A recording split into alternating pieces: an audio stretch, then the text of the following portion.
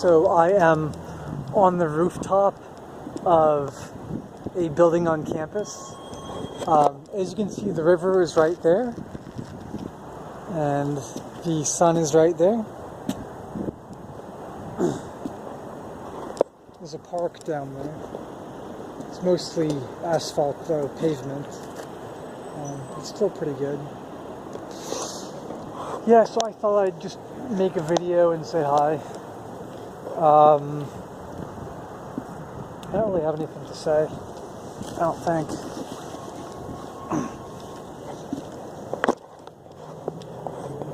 I thought it'd be fun to make a video anyway. Yeah.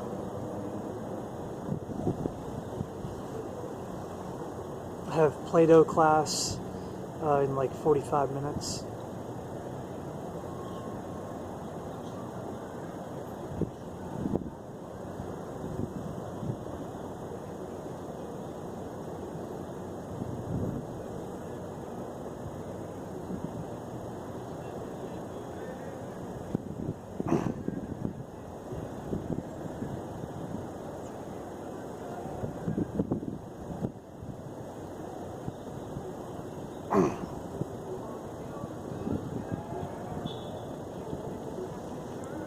So one thing I've been thinking about quite a bit lately is how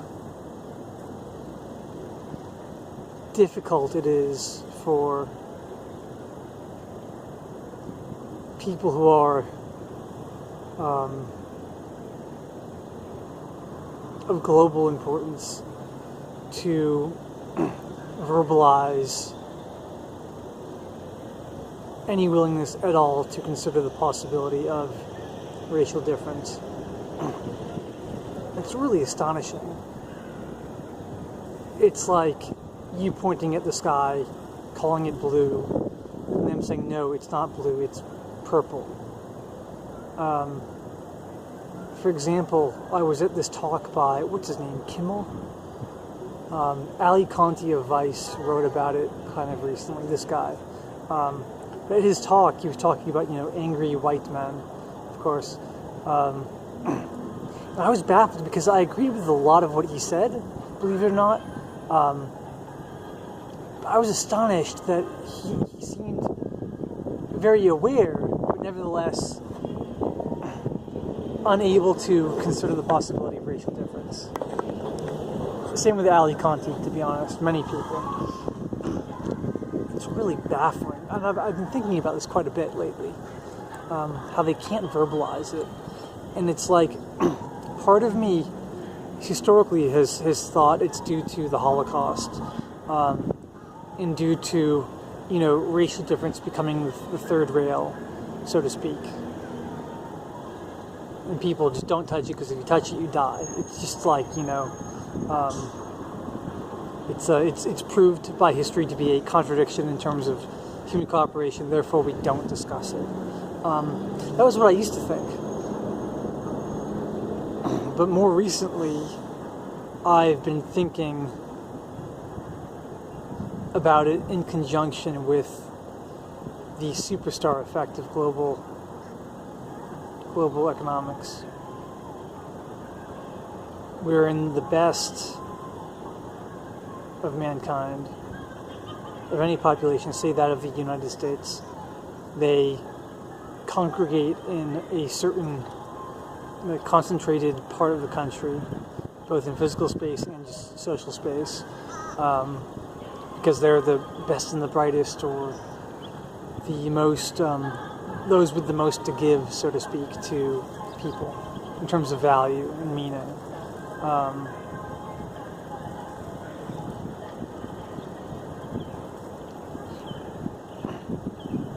And this goes hand in hand with a sort of mating.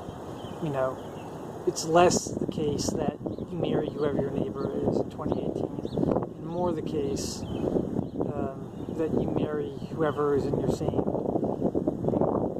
niche, adaptive niche, or socioeconomic strata. And of course, this creates a brain drain in the general population, theoretically at least. I know it's quite an imperfect proxy, to judge people's life pursuits as being a one-to-one mapping of their natural talents and aptitudes and predilections and so forth. Nevertheless, I think there's some merit to this way of interpreting human social stratification.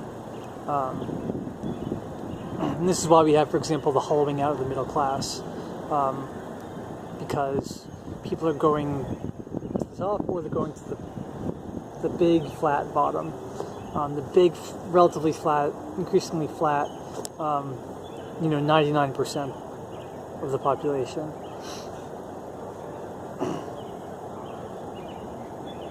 And this also relates to the topic of automation, which is another popular culprit for the rise in inequality socioeconomically in the U.S. and I suppose in the world, is that the really skilled people are increasingly valued because their work does a lot. They do a lot more of the work, so to speak, both in terms of like their GDP individually, and therefore in terms of what services and products they supply to everyone else to consume. Famous example is that, in the past, if you were a good banjo player, you would be the banjo player of your neighborhood, and when people want to hear banjo being played, they come to you and pay you, $5 or 5 shekels or 5 drachmas, the ancient Greek currency, and you made a good enough living doing that. But in 2018, it's much more the case that when people want to hear a great banjo player, they don't simply take the good banjo player down the street. They go to YouTube or SoundCloud or whatever the streaming service these days is, and they play the best banjo player, and they give their $5 or 5 drachmas or 5 shekels to him. And this puts out of business many other banjo players. And so in the day of AI and automation, which is increasingly becoming the norm and the most efficient means of doing business, if you can be the engineer behind that AI or automation process, you get a whole lot of business, and you put all the other second best people out of business. And so this creates a very pronounced skill premium, such that it's all or nothing of the market. And this is true with anything. If you want cola, it's either Coke or Pepsi. It's also, I suppose, why politically in the U.S., for example, we have the two-party system. Two parties which are both economically de facto trying to find that median voter and satisfy his or her voting interests. The Beatles and the Stones. And this is increasingly becoming the norm for damn near every economic activity or vocation. What I'm getting at here, back to the original discussion, is that the best and the brightest and their support,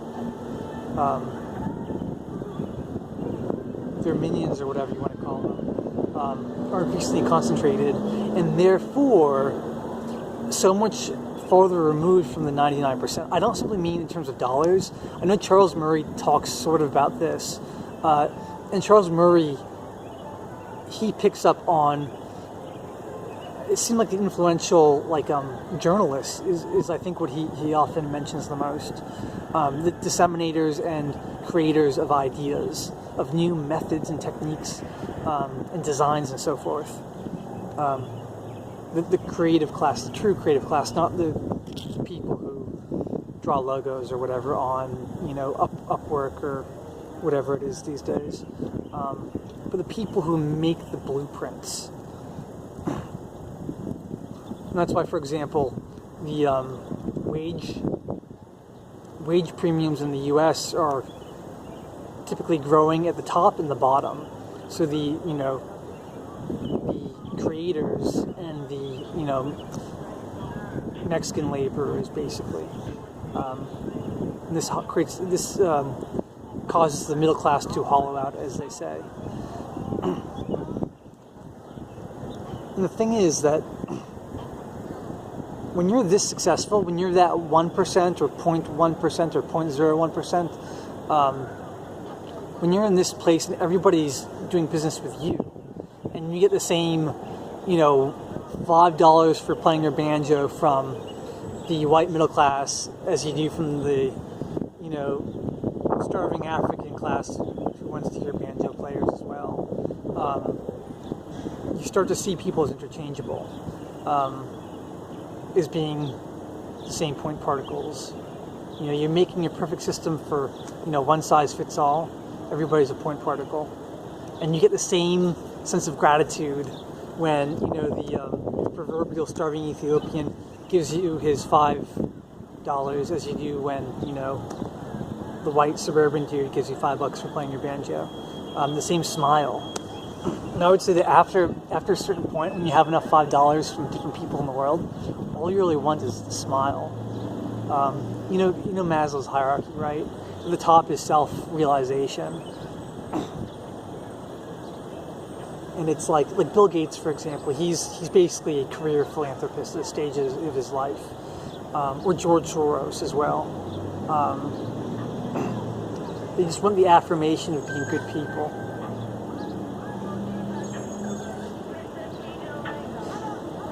Which, of course, flies in the face of the, neo-reactionary doomsaying about, not doomsaying, I want to say, but pessimism about the human ego, is that it simply is sneaky and sees the world as a zero-sum game and lies and so forth, lies to itself. And I would say that this sort of altruism and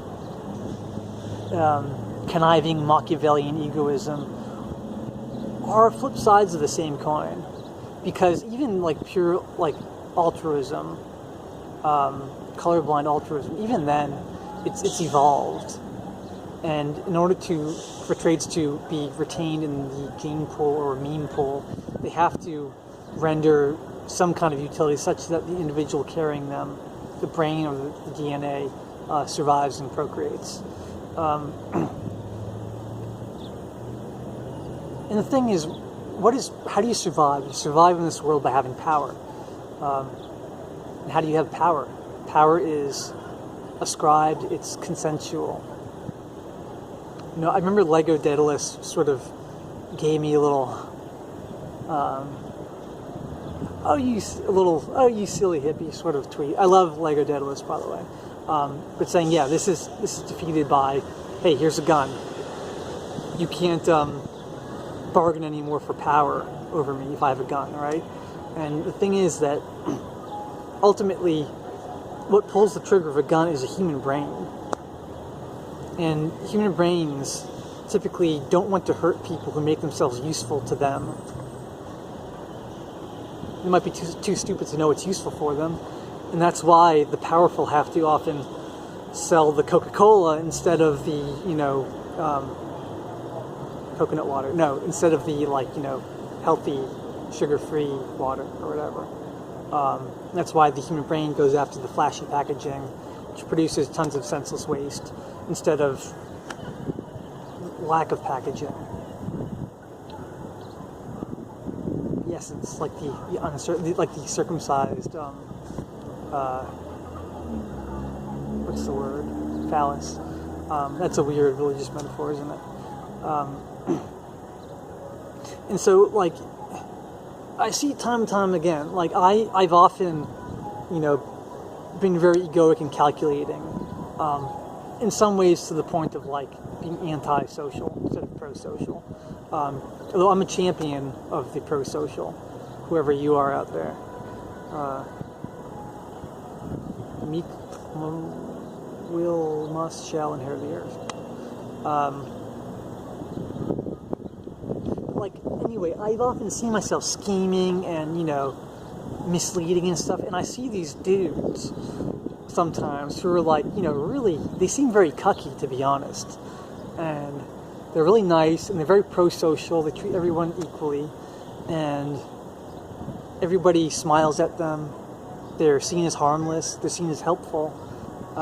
And those guys often get beautiful wives who are perhaps similar to them as being pro-social and altruistic, dare I say. So it's like power. You get power by helping the world. And of course, in like pure like Adam Smith terms, I guess, supplying value and getting money is fundamentally a net positive for both parties, in theory. Although I would argue that would require more like Ralph Nader sort of like consumer protection, because there's so much evil shit out here which is simply on the market because people think it will make them happy. Famously, you could argue drugs, I suppose, certain drugs, but even all this trivial shit too, like sugar, like fancy packaging. So what I'm getting at, back to the main topic yet again, is that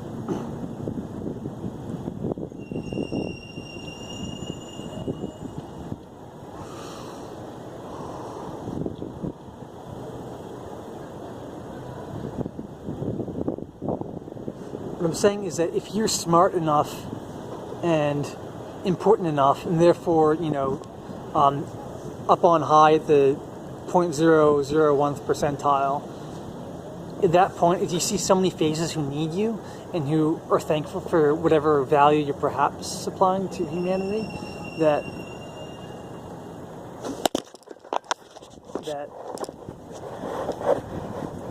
you see everybody is having equivalent moral value and claims on your moral goodness.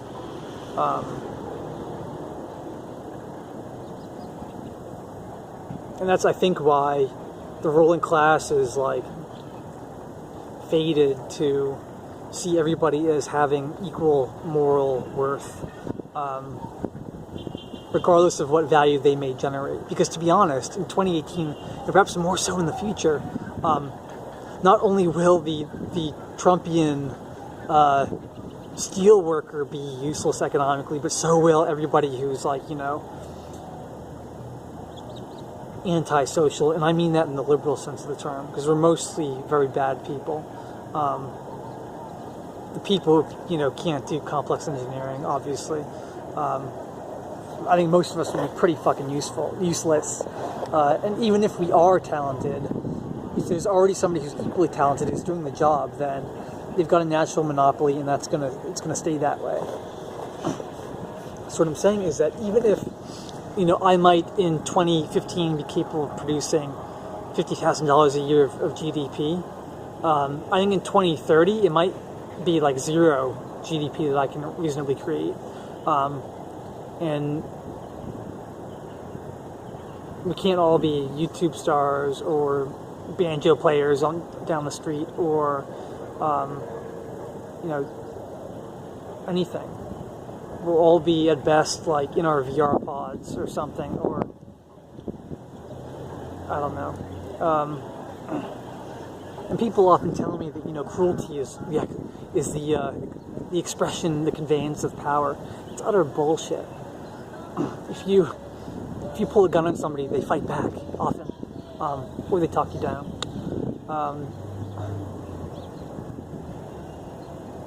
But if you can convince somebody to,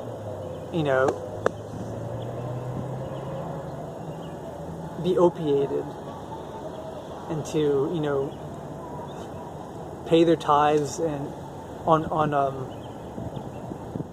pay nominal tithes and then pay their universal basic income or their negative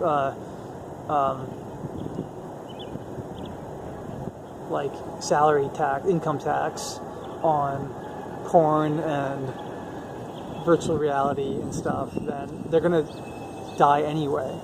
So it's like a gentle culling of the useless. And it's crazy because And I used to think, and I was reading recently, I think America with a K.org, is it Hunter Wallace who was that, was writing that, our society is dysgenic. And I used to think this, I used to really, tear at my soul. Because, if things are dysgenic, then after a certain point when the population is unfit, there's going to be a massive culling, like a Holocaust or something. And this used to really wear on me quite a bit, to be quite honest. Because for me, it just seemed like cosmic suffering that we ought to avert. However, realistically, our society is far, far more eugenic than you could ever dream of. If you had some, modernist, Third Reich style eugenics program, that's all shit compared to this. So it's like, I think even if the alt-right were to, successfully wage World War III, which they won't. They won't get anywhere near as far as the Nazis and Hitler did. The alt-right is fucking really. I mean, they won't even get as far as the 1840s Weaver Rebellion in Prussia. They won't get anywhere like that. They're going to be ghettoized on social media in their echo chamber. They'll be ghettoized, talking to themselves, talking to AI, venting about the Jews or Hindus or whatever, convincing nobody, is trapped in their own adiabatic echo chamber where nobody hears them, and they're effectively neutralized humanely. Well, I think it's really a nightmare that they would be stuck in such a fear cycle and a trap of pessimism and seeing things as zero-sum, seeing human cooperation as being impossible, which is like, being in hell, basically.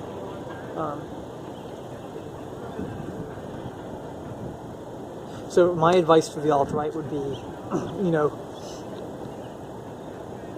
recognize that the elite, whoever they are, whoever has influence and power, often will be there because they do things which at least resemble altruism, colorblind altruism, and realize that even if the alt-right were to win, say, me and Spencer, Jason Kessler, who's the fucking man, he and Steven Pinker are my two fucking idols right now, I think. I think so, at least. But even if we, the alt-right, the Fourth Reich, were to win, even then, I am arguing right here that I think whoever is at the helm of this, and say they try to build their white ethno-state or whatever, whoever's at the helm of that ethno-state is doomed, cognitively doomed, to end up just as colorblind and, at least in theory, altruistic and humanistic, I suppose, as the current, shit-lib, echoing globalists or whatever. That's what happens when you're at the top. In terms of monetary wealth,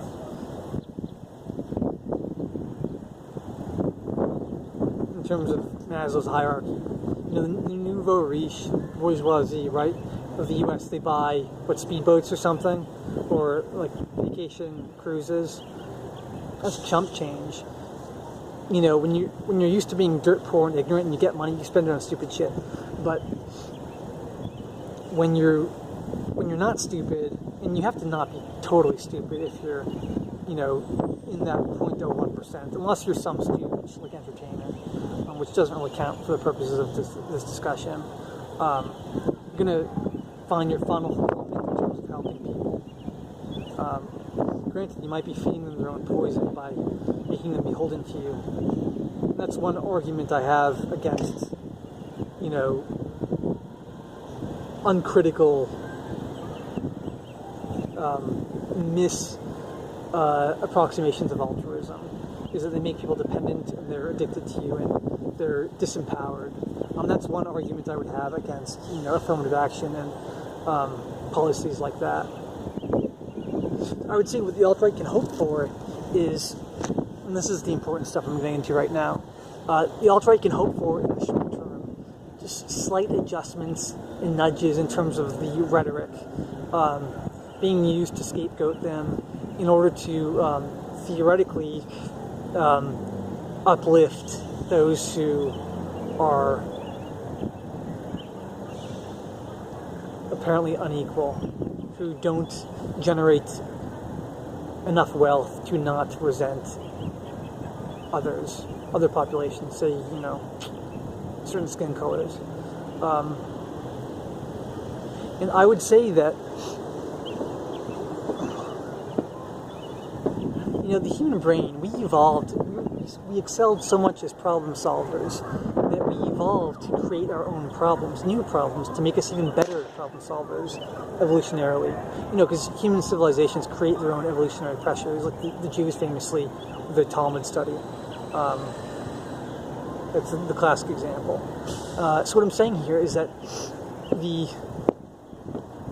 modernist propensity, the fruit of the Enlightenment, Steven Pinker talks about this quite a bit, progress, is such that we will solve problems even if it creates more problems, and then we solve those problems too.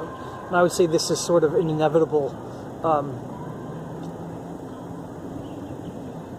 horizon for humanity. We will reinvent ourselves, reinvent the earth in every way you could possibly imagine. It's quite astonishing, to be honest. The human is not a stable type at all. We won't look anything like ourselves now in the future. So it's like, why even cling to it? And this is, important for why does it matter what skin color you are in the future? Your descendants, we're not going to even be recognizable. Or if we are recognizable, we'll be in effigy form. We'll basically be transhumanist entities, if that.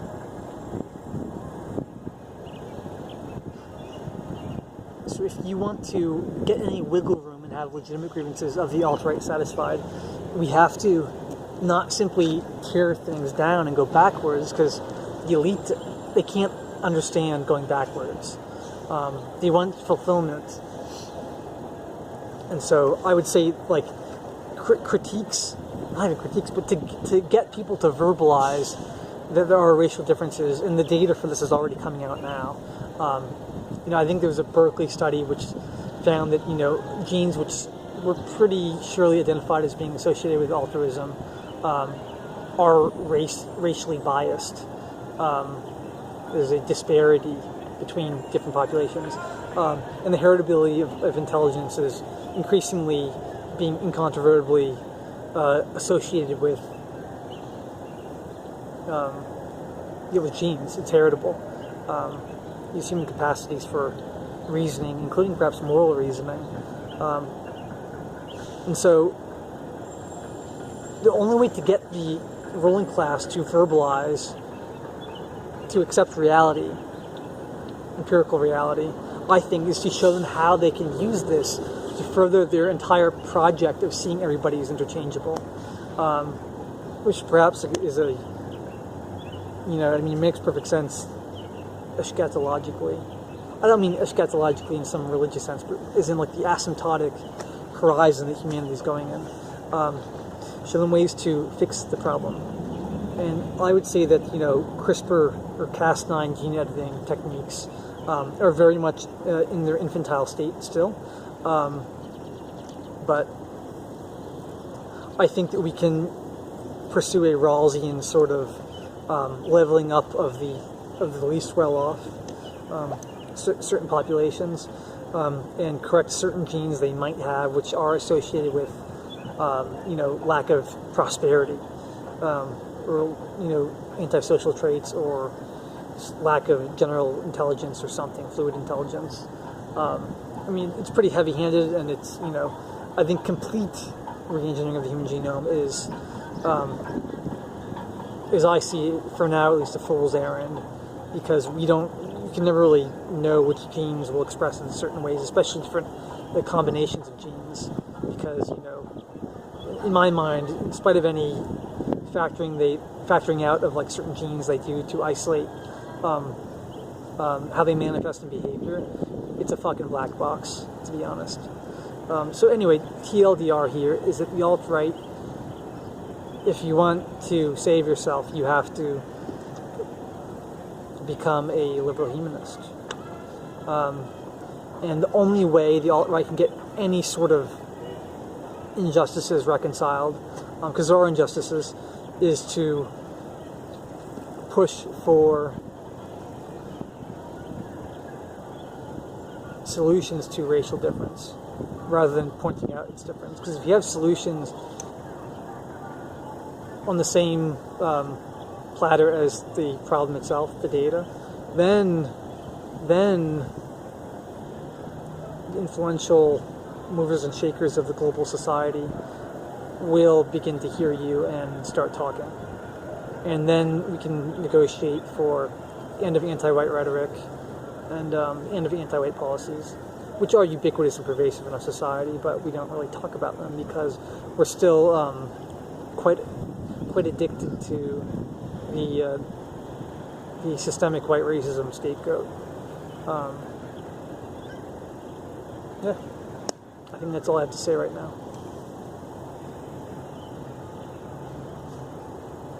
Good luck. Have fun marching off and into the cosmic coil, mortal coil. Have fun reincarnating. You're gonna love it.